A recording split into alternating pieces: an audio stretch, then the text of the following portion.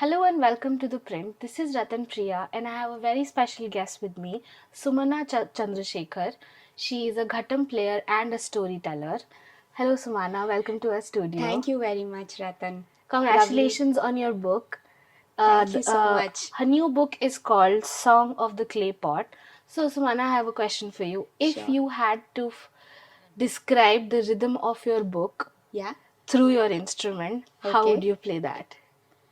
All right. Let me try. Yeah.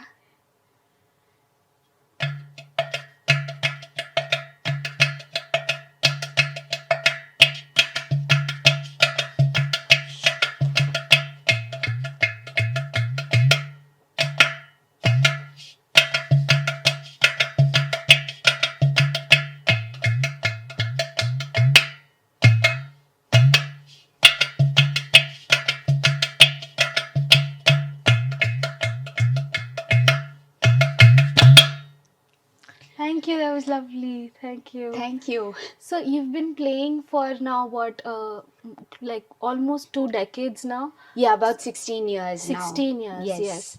So would you say that even now you're discovering something new about the tal and the rhythm and how you incorporate it in the instrument in different ways? 100%. I know it's a cliche to say this that, learning is Yeah, an eternal process and every moment is a discovery. But it's completely true. yeah. And every day when I sit for practice, and I'm sure many people, not just artists, but even let's say sports people or people working in other professions, there's always something new to learn, something new to discover. Yeah. And what happens with me, my practice and my ghatam is also very similar. There are new worlds that are opening themselves up every day. Yeah. And I think how much that opening happens depends on the relationship one builds with the instrument. The story that you have about how you've written in your book quite beautifully how you were drawn to the instrument like it Yes. was like a fever dream sort of thing and you had to come like think about it and then you finally decided to start learning it and your parents played a very big role in Big that. role. And by the way, I love them, they saved you from IAS preparations. How few parents are there who would do that. Yes. So can you talk about that support you had all along of your parents? It Now when I look back, I think it's lovely to have had the parents I've had for multiple reasons, and throughout my my life, throughout my musical life, they made a lot of sacrifices for me and my sibling just so that we could pursue music. It's very common for students, for children, when they every time there's a 10th standard exam or there's a 12th exam, parents would normally ask their children to stop all music or dance Yeah, classes. That never happened. Exams were one part, but you could never stop music lessons. yeah, And they made it so normal for us that it didn't feel like these were separate things we were yeah, doing. This is life. If exam is your life, then music is your life. yeah. And so that really helped to see everything in its entirety and not to categorize them, to classify them as keep them as separate. Yeah, And starting from how they made their sacrifices for us to for me and my brother to pursue our music, to the decisions they took on our behalf sometimes, um, and also the confidence they gave us in the decisions that we took for ourselves and empowered us to take those decisions. That I think is quite incredible, and yeah, I'm very fortunate to have had Appa and Amma. yeah. I love how when you were describing how your parents took it, the first conversation, and your mom was like, "What will happen to a beautiful voice?" And that was such a cute thing. I mean, this is what Yes, people want from their parents to recognize your talents yes, better than you do. yes, Yeah, yes, that's great. definitely. And then coming from that safe, solid base, you came into the, like, you were very much thrown into this culture of Carnatic music and the tradition, which is oftentimes in conflict with your own identity Right. and your choice of being. So, Yes. how were you able to balance that? Um, that has been quite a journey, Yeah. Ratan, which some of it I talk about in the book as well. Yes. That there are spaces that demand a certain kind of being. Hmm. And when your own ways of being are sort of in conflict with that, then one has to, it's a long process of negotiations. It's a process of trying to push, be resilient, be rebellious sometimes, Hmm. but also to see that you're not sort of breaking things, but are there possibilities you can find from within the system. And this is again a large journey that Hmm. I'm sure a lot of us have to take in the spaces that we inhabit. Yes. So this has happened for me with Carnatic music. It's been a long journey just because of the fact that I dress differently, which is sort of quite different from the way Carnatic music normally expects Hmm. artists to be. Yeah. So that has been quite. I mean, in hindsight, I can say it's a beautiful journey. Yeah. But yes, there are these journeys that one has to Yes. make. And like I said, it's different things. It's a whole range of things that one has to do, starting from pushing a little bit Hmm. and then having a little Hmm. negotiations, having conversations. Hmm. And if those don't work, then you become more resilient Hmm. and strong and courageous, and you try to push more Hmm. fervently. Yes. So it's a combination of many things, but never in the sense that you will at least it's not me to sort of completely upturn the Yeah. thing. Or It's all compromise in or on a very, compromise. yeah. I This is me, and I Yeah. have to be honest to myself Yes. in the first place. Yes. At the same time, I respect what the environment is, because Yeah. the the space has had a long history. Yes. There's been tradition, there's been people who've come, presented, respected that space. So Yes. when I enter that space, I must keep that dignity. I'm Yes. respectful of that space. At the same time, I will not compromise who I am. Yes. So, what kinds of conversations emerge from that? Huh. That for me is very fascinating. And you are a path breaker in that sense, and this journey has also made you look inwards a lot. Like, Yes, you talk about absolutely. your own search for femininity, Yes, and as a women percussionist, which yes, is not a very mainstream thing in India. yes, Not a lot of people are there. yeah. You're only one of the two women, No, a few women, few of course, women, of yeah, course. who My are guru is the your first guru. woman, Sukanya ji is is the there. first woman ghatam Yeah. player in the Yeah. country. And at the time that I joined her, I was her first woman Yes. disciple in 35 years. Right. So would you say in the span of the last 16 years you feel more rooted and more like well defined in yourself when it comes to your own feminine identity and your place in society as a woman? 100%. And that I think I completely owe it to my instrument. After all, this is earth. Yes. It demands that you are rooted. Yes. And the sense of rootedness, in where you are, Hmm. who you are, how you are in Yes. society. I think this is everything that she has taught me. Right. This is, and the sense of being earth, Hmm. you know, it's not just playing the earth, but Yes. how does the earth enter into your own system, your Right. own body, Right. and make you earth, as Yes. stable, as rooted, as compassionate, as broad and spacious as the earth. Hmm. I think these are things that she has taught me. Right. We this so how there are there ways you tune an instrument Yes, and you cannot tune a ghatam. yes, It's only done when it's made, yes, and every ghatam has their own tune, correct. and you Own have pitch, own yes, pitch, yes, and then so you have different ghatams for different pitches, yes. and you name all of them. Not all of them. The name suggests itself. The Okay. instruments It comes to you? it comes.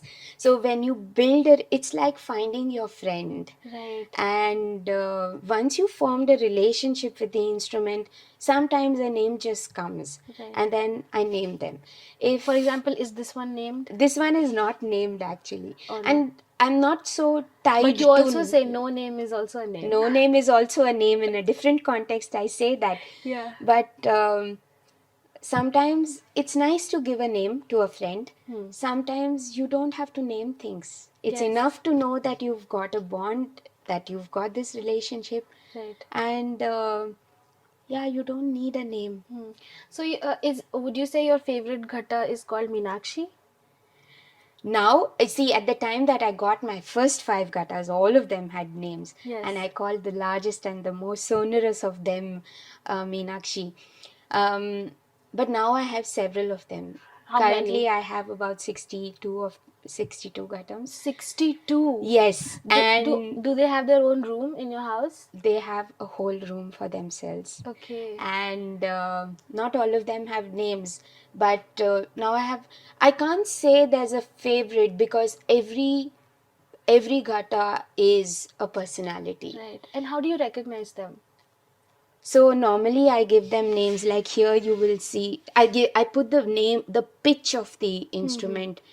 This is E, for Okay. instance. So all of them have this, but there are also, as you can see, I wouldn't call these, like these are like Hmm. birthmarks, and each of them has a certain body. They have a certain thing, ways in which you can identify Identify them. them. And some I can recognize, some of course I have to look at the label I've put on them.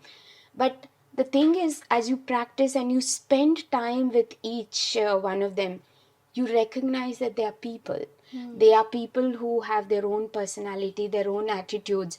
I know that on some days when I sit with my practice, if my Gautam is not in a Behaving mood, in the that way. Yeah.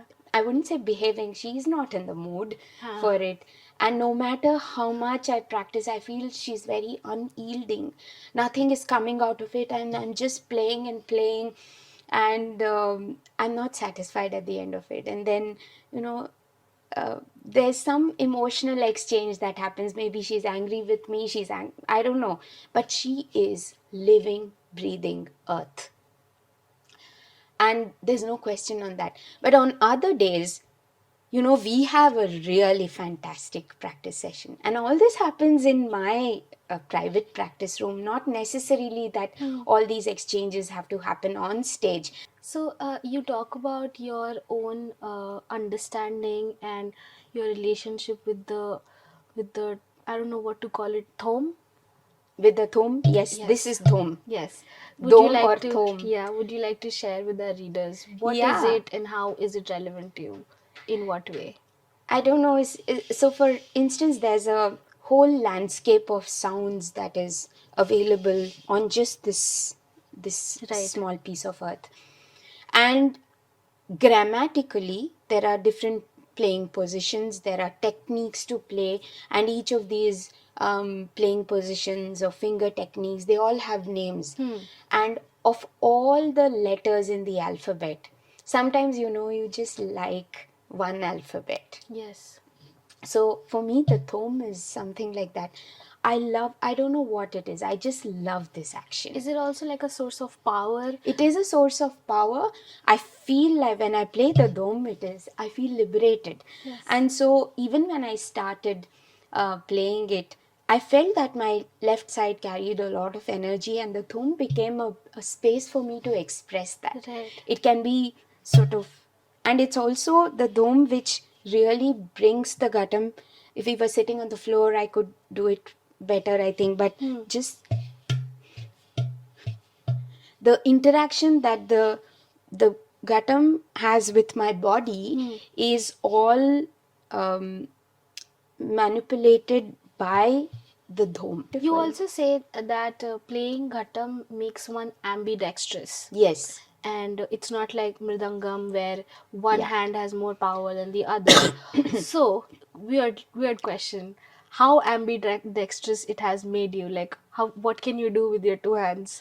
So that the what I can do with my two hands is, for instance, Hmm. now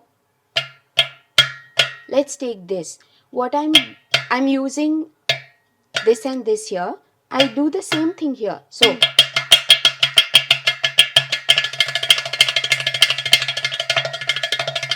what I'm doing with my left, I'm doing with my right. What I do with right, I do with the left. Or for instance, so the dom is not just here, it's also here. Although I might use it lesser than I use it here, that's a sound we use. Or this. Or so every note is like a mirror image of the other.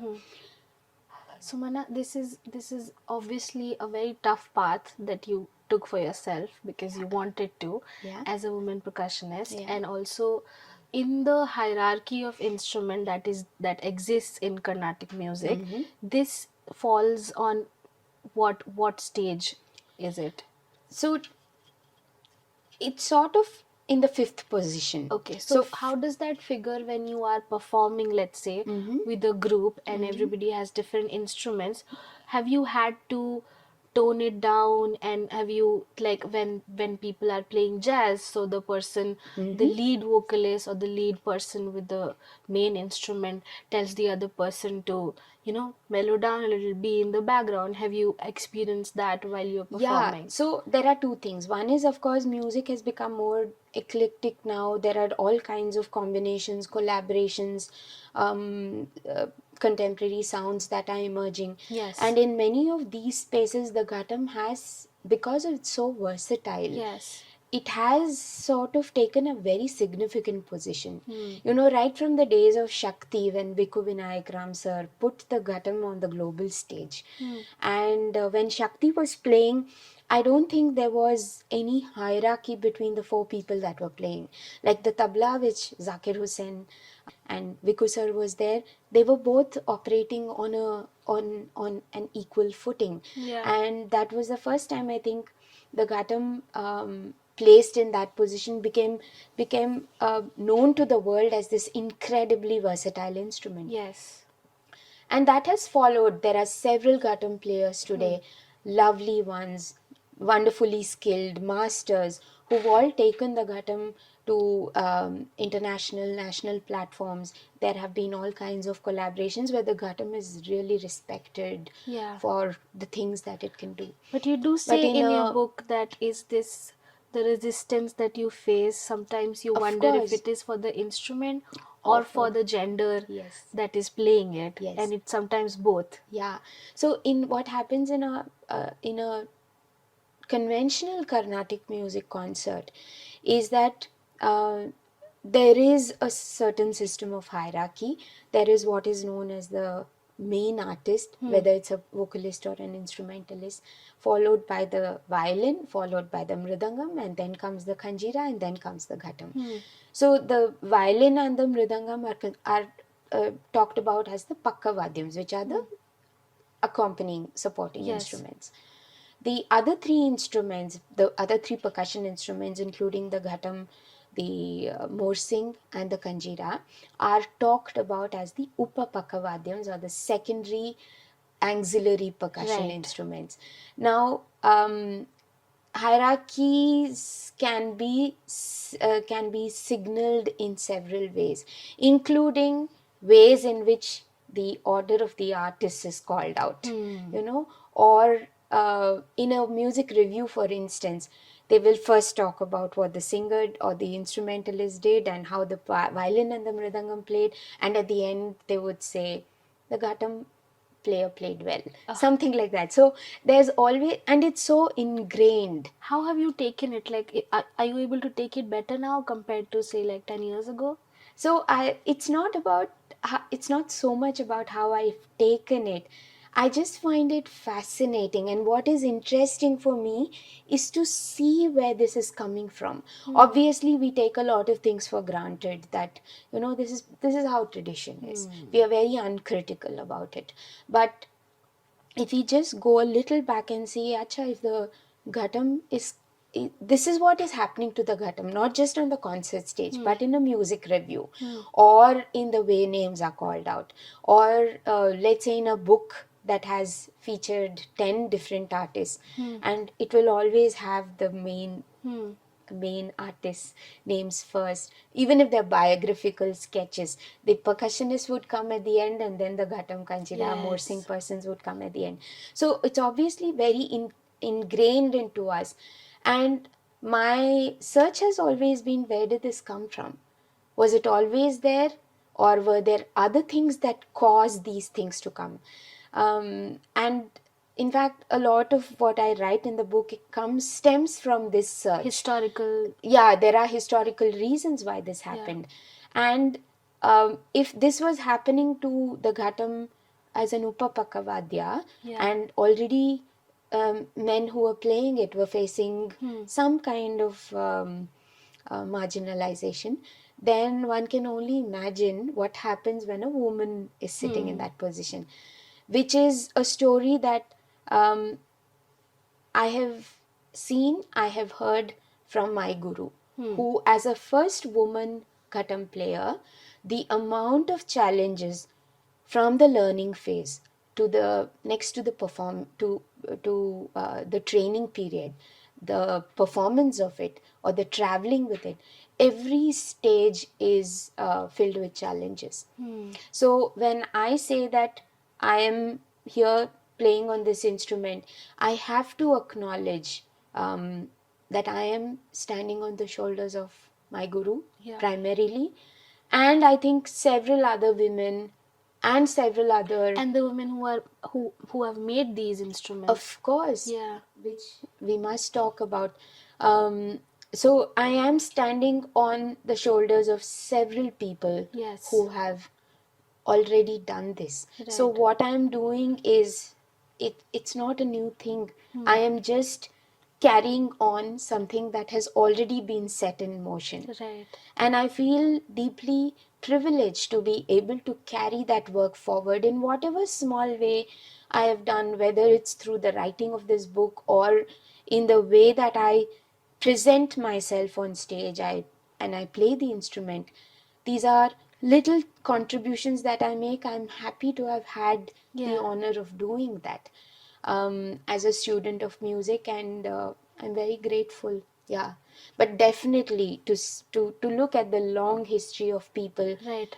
and it's not just women, of course. Of course, my guru is she's a big inspiration. Her name I is Sukanya ji. Yes, Sukanya Ram Gopal, who has always had my back, and I'm deeply, deeply grateful to her Yeah. for all that she's given to me. Um, and of course I'm indebted to her, but there's of course a long chain of people Right. for the last 100 years. And I think one thing I'd like to share about Ghatam players is that people have fought for this instrument. Right. Even in the 1930s, a very senior music critic said we need to revive the ghatam. And I'm thinking, here we are sitting 100 years later Hmm. saying that the ghatam sort of needs to come out of this hierarchy and make its own presence. But imagine, in 1930 there was already a call Right. for reviving the Ghatam. And at that point, people have pushed, Ghatam players have pushed. This is something that I've noticed about Ghatam players, is that they will always, or mostly, prefix their names with Ghatam. Hmm. Ghatam so and so, and there are Hmm. several of these names. I think it's an act of assertion of identity. It's an act of resilience, A and movement of a sorts. movement of sorts. Yeah. And I think it's brilliant. And Ghatam players for the last 100 years have done this in a manner that I am not sure any other instrumentalist has ever done it. Now that So you are also teaching kids, yes, you have your own disciples now, so you're taking the discipline of ghatam forward now in yes, your own way. yeah, And so you mentioned in the book, when your guru was teaching you, she had at one point tears in her eyes because she always wanted a women disciple, yeah, and there you were. yes. How does that make you feel now that you have your own students, and does that make you feel emotional, like the circle of time? Yes, that sort of thing. 100%. So the children that I am teaching now do not come with a Carnatic background, and the Hmm. setting that I am teaching in is not a Carnatic setting. They are not here to become Carnatic musicians or ghatam Musicians, yeah. players in this conventional sense.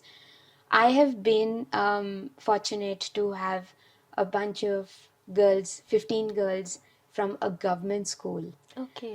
in a village close to Bangalore.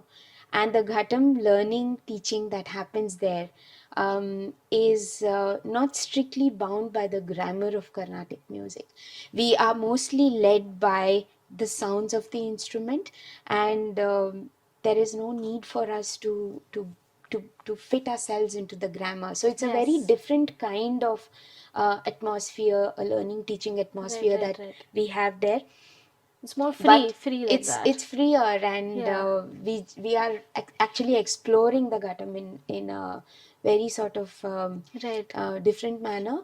But the one thing that I'm super proud about is that there has this, I think, is the first experiment to form a girls team of Ghatam players, and these are all kids aged between 10 and 12, Hmm. let's say, and we've just had a few months of classes, and already I can see that their eyes glitter with what I have been able to transmit to them, which I Hmm. can confidently say it's not so much about the playing, but an intense love for the instrument. In the last 4 or 5 months that Hmm. I've been working with these kids, kids who have different kinds of musical um, experiences, Hmm. not Carnatic at all. Hmm.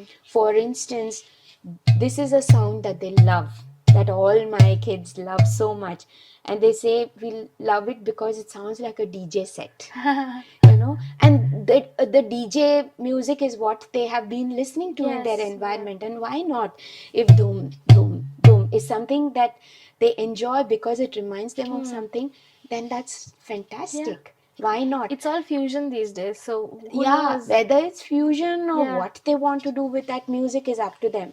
But the fact that they have been able to fall in love with the instrument, I Yes. think if I've given them that, then my job is done. You must be feeling Yeah, I validated. feel Yeah. totally, I'm feeling so proud about it. And Yeah. just to fall in love. You don't Yes. have to play, you don't have to be the greatest player of an instrument. Just enjoy. Yeah, just Yes. enjoy what you're doing. And Right. the care, we also use a Devanhalli ghatam, which is slightly thinner than this. It's lighter Ha. than the Mana Madurai ghatam Ha. that I have here. Okay.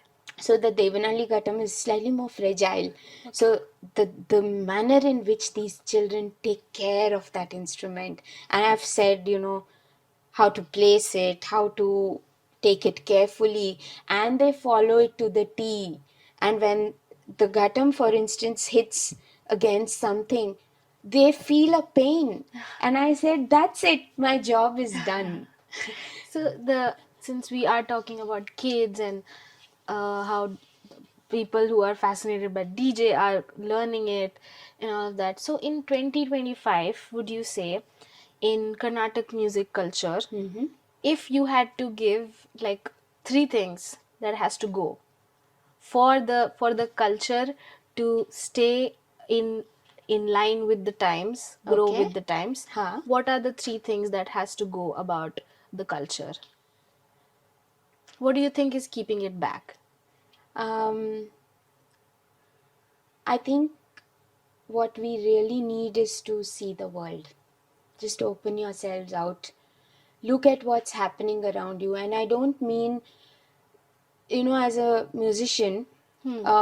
of course, it's important for me to listen to all kinds of music, Yes. and, get inspired. There are masters and all kinds, and because we have access to it Hmm. these days, to learn from different cultures, to learn from how their approach to music making is, and see if there's something nice about it that I can imbibe into myself.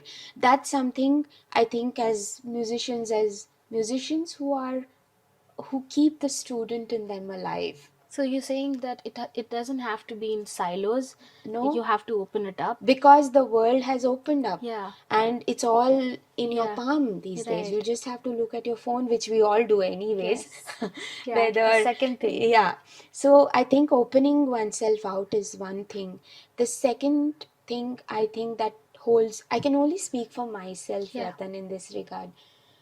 um, One thing that I want to keep for myself, and I am very serious about it, is Hmm. to never master, never become a master, to keep the student in me always alive.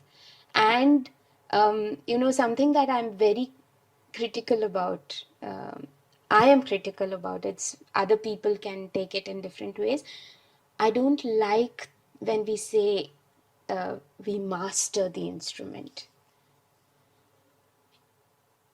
It's about surrendering to your instrument.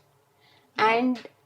And like we say, I've also been a student of the Shaolin arts. And like they say in the Shaolin martial art, the martial art does not need mastery. The martial art is lovely, it is already the master. Hmm. You use the Shaolin martial art to master yourself. You don't have to master the art. Yeah. And I think that's true of the ghatam. I don't have to master the ghatam. Hmm. I am playing the ghatam in order to master myself. Right. And to keep that attitude always alive, and to always be a student throughout, Yes. and to surrender to that moment. What's the third thing? Yes, I think for me these are very precious. You have to give me the third thing. The third thing, okay, I've given you two. The other thing is to slightly at least let go of all our judgments, and to enable diversity Hmm. in every way, whether it's diversity in musical expressions, diversity in the people we embrace into our fold. Hmm. Like, for instance, can Carnatic music, or any of our fields for that Yes. matter, can we have people who come from different backgrounds? It may be linguistic backgrounds, it may be different cultural backgrounds, it could be their own ideologies, it could be whoever they are as Hmm. people, different people, people who look different from us, people of different color, whatever. Can we embrace all of them and Yes. not create categories? Because the societies constantly, and especially capitalist societies, always like us to function in categories. Right. Because if you are not categorizing people into gender or on the basis of class or anything, then capitalist economies will not exist, right? If you don't create products that are for women and for men, Hmm. economy will collapse. And that is what they're doing to us. So So it's can we also create? economically favorable for the art to be diverse. That's what you're saying? No, I'm saying this is what the society is doing to Yes. us, but at least in our own spaces. Huh. Whether we make a larger impact in the field we are working in or not, but at least in our own circles of influence, can we make, can we come out of these silos? Yes. Can we break out of these categories, Judgments and judgments, discrimination. discrimination, and just embrace? We need a Right. lot of compassion. So, reading your book, there might be some criticism about how you have kept away. You talk about marginalized communities who are behind the instrument, who Yes, have this whole village which was dedicated to it, and they suffered because of the development yes, projects that were yes, going on and yeah. everything. And the main criticism, especially in mainstream media Mm-hmm. these days, is about how Carnatic music is like a upper caste preserve. Mm-hmm. And but you don't mention caste. No, in the book. And why, what is the reason behind it? Um, What is your reason? One main thing, Ratan, is I think um, I I am not equipped yet to Yes. talk about caste. Also There's because there are. one large narrative, like you said, Carnatic music being an upper caste preserve.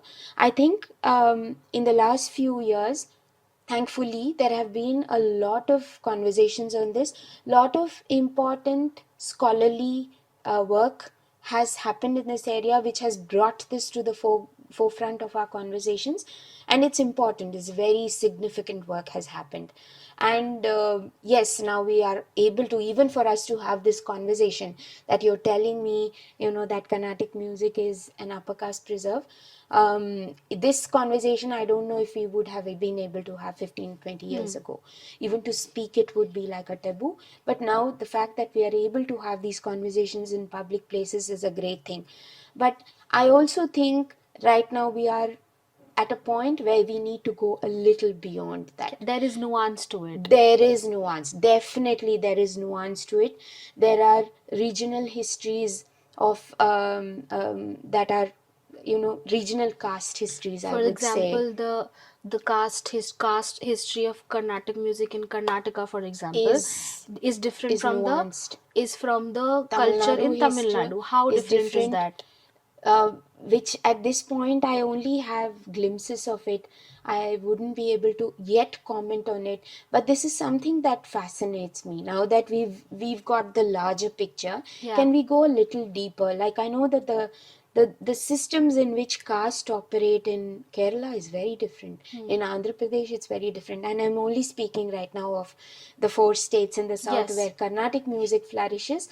But I think it's important that we now go into the depths of it Yeah. and look at it in a more textured, more nuanced, more deeper, with microscopic lenses. Hmm. Having had this larger rubric, um, in fact, in some tangential manner, I talk about it in the book. When I talk about the Tyagaraja Kritis or the Dikshitar Kritis, which is the big part of Carnatic music repertoire, they get played in what are known as community halls, bhajane manes, Hmm. in around Bangalore, in different parts of Karnataka, and these are not the preserves of the Brahmins. There are people from lower and marginalized communities that are happily in a temple, um, with any instrument that they Yeah. have. It could be a tabla, it could be just a dagga, Hmm. it could be a matka, not necessarily a ghatam, just a pot, or any even a frame drum or something. They just sit together and they sing a Tyagaraja Kriti, and I find that fascinating. We've locked Carnatic music into sabhas and into Yeah. auditoriums and a certain kind of, but Carnatic music that exists in these smaller places, say a Hassan or a Kolar or a Shimoga, these are all places that I have seen, Tumkur, or even in the older localities of Bangalore, like the Yeah. old city market areas where some of these temples and community places still exist. There is a temple festival that's happening, which is not, you know, a sort of an upper caste thing, Hmm. but something that common people from lower caste come together, and there will be an offering of a Tyagaraja Kriti, and I think that is Carnatic music as well. Yeah. If we are saying that Carnatic music is also defined by its repertoire, Hmm. and it's defined by a certain raga system, then definitely there's Carnatic music that's happening outside of the sabha Outside those big circuit. sabhas where, Yeah, yeah. and that needs a more nuanced study. Also, it needs to be acknowledged It in the mainstream because that it is needs, also yes, important part definitely, of it. Yes. definitely, to expand the scope of Carnatic music and to look at all its Yeah. variations.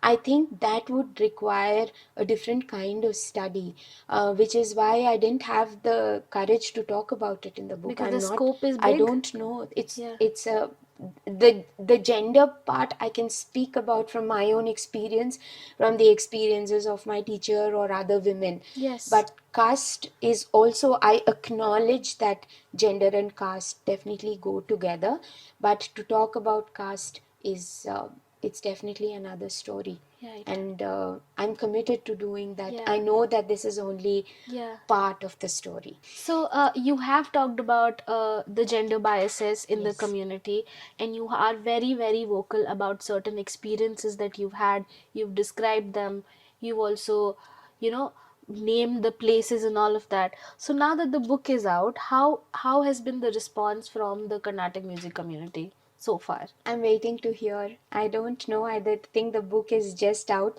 So I know that a lot of my friends, peers, colleagues, So far there's been silence. so far, yeah, I haven't heard from any of my friends yet, but I eagerly look forward to their responses. Whatever their responses might be, I'm happy if they are critiquing the book, they are showing appreciation for it. Um, uh, but I know that a lot of people have got their copies. But I'm waiting to hear from them. Once they've read it, maybe Yeah, we'll be able to have a more sort of a detailed conversation within the community. Of course, there are people outside of the Carnatic music community who have connected to the book, who have resonated with the book in very personal ways. And yeah, one of the biggest compliments for me is that when people say, to read the book, I don't have to be a musician and I hmm, don't need to know jargon of Carnatic yeah, music, which I think is a great thing because when I started writing, one of the dreams I had was that this story must become everybody's story, and this yeah, story must talk to everybody in their own spaces from wherever they're coming. yeah, I think that has really been a lovely thing for me.